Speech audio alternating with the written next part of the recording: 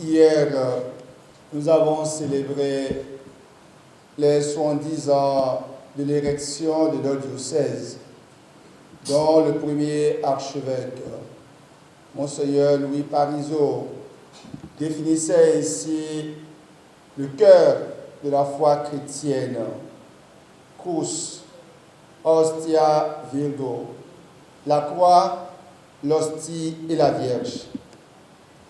Et les mystères que nous célébrions depuis hier, la croix glorieuse, jusqu'à aujourd'hui, Notre-Dame des douleurs, donne sens à notre présence ici ce soir. Cette célébration eucharistique inaugure donc une nouvelle année académique à l'école d'initiation théologique et pastorale. Au nom du Seigneur, je nous la souhaite riche d'expériences de foi, à la suite du Christ à l'école de Marie, en solidarité agissante avec nos frères et sœurs. Crus, la croix, c'est notre unique espérance. La croix est le symbole de l'amour. L'amour jusqu'au bout. Et cette croix est scandale pour les Juifs, folie pour les païens, hier comme aujourd'hui. Oui, un Dieu crucifié. C'est la folie de l'amour. La croix a ainsi porté la rédemption du monde. Et c'est en la contemplant la croix du Seigneur que vous découvrirez vous aussi, comme le centurion de l'armée romaine, le vrai visage de Dieu. Vraiment, celui-ci était le Fils de Dieu. Et sa passion implique notre compassion. Tenez donc la croix, tenez à la croix, portez la croix, ne la fuyez pas, ne recherchez pas non plus les croix. Ne soyez jamais croix pour quelqu'un. La croix, c'est l'échelle qui relie le ciel et la terre. Et c'est de là que le Christ, les bras ouverts, nous attend. C'est de là que le Christ applique à chacun de nous, à l'Église et au monde entier, les fruits et grâces du salut. Crus dum orbis volvitur. La croix tient debout. Crus stat dum orbis volvitur. La croix tient debout. Même si le monde s'agite, elle tient quand même le monde s'agite. Elle tient le monde qui s'agite. Et pour ne pas s'agiter, le monde, chacun de nous, nous devons tenir à la croix. Nous devons tenir la croix. Nous devons tenir à l'amour jusqu'au bout. Lors des bombardements à Gaza, une église a été bombardée et seulement ce qui tenait, c'était la croix qui n'a pas été touchée.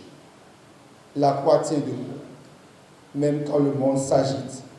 Nous devons donc tenir nous aussi à la croix, à l'amour. Et Marie en est l'exemple.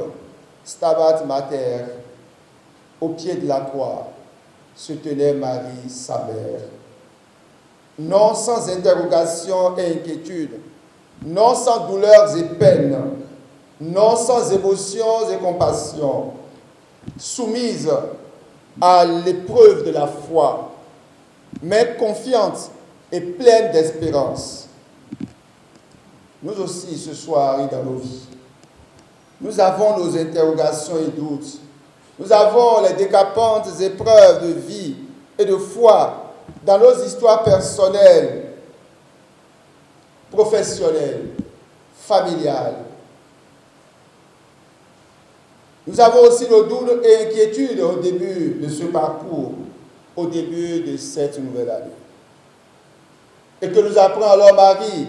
Marie nous apprend le silence au pied de la croix pour accueillir, comprendre la parole, le Verbe.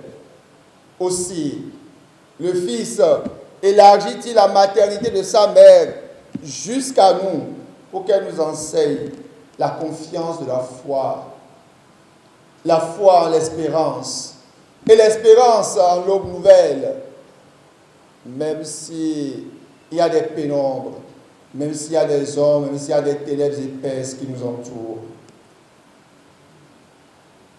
De nous aussi ce soir, Jésus dit à sa mère, voici tes filles et fils. Et à nous, il dit, voici votre mère. Au pied de la croix était donc l'église naissante. Jésus, de son côté transpercé, dont jaillit le sang et l'eau. Du pied de la croix, vous contemplerez alors le mystère de l'église. Même dans ces paradoxes, vous contemplerez ce qui fait la force de l'église, les sacrements de la vie nouvelle. Et c'est aussi de Marie que Jean a certainement appris assez du Verbe, que Jean a certainement appris assez de Dieu, dont il a donné cette définition sublime, indépassable.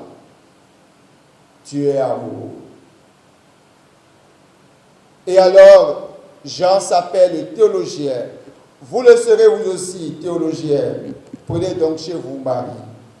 Apprenez alors d'elle les secrets de la vie de Jésus.